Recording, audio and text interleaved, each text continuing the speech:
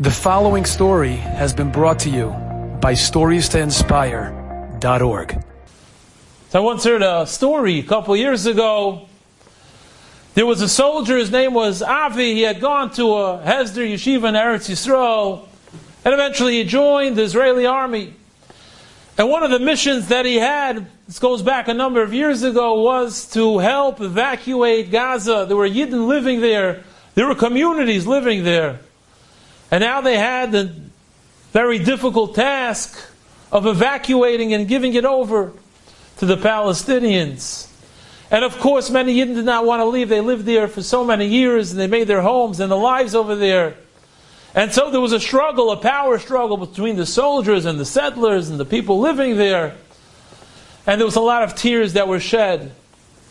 And Avi had to do his job, and as he was doing his job, he cried inside. He realized what was going on, and he didn't want to do it, but orders were orders. And he helped evacuate, and he was helping the last bus go.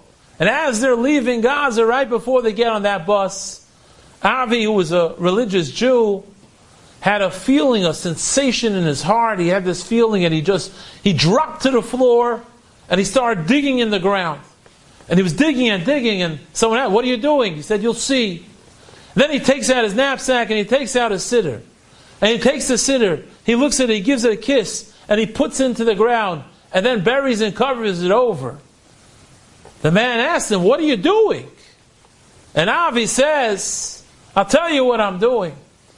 I want it to be a remembrance that we left our neshamas over here.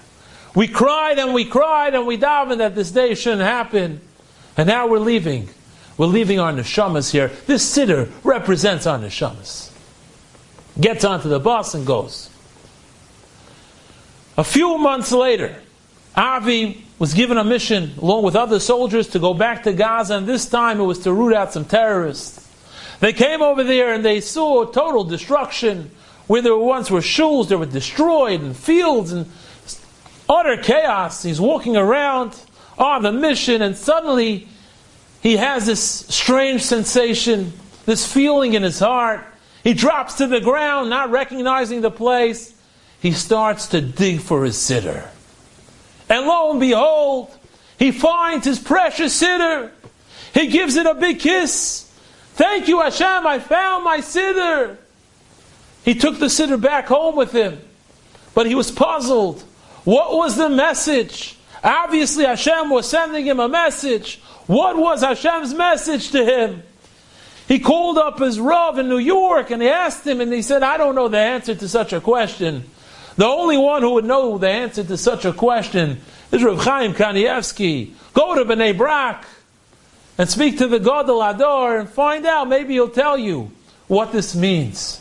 And so he goes to Bnei Brak and he comes into Rav Chaim, and he comes into the Gadol Ador, Rav Chaim Zatzal, and he tells him the whole story. And as he tells him the story, tells him exactly what happened, and says, "And now I found it. What was Hashem telling me?" He's waiting to hear the pearls of wisdom from Rav Chaim, and Rav Chaim tells him something that surprises him. Rav Chaim said to him, "Hashem is telling you, why'd you stop davening?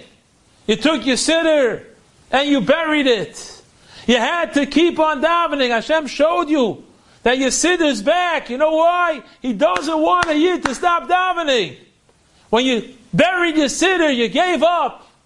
And who knows, maybe if you would have kept davening, you could have averted the decree. A yid can never stop davening."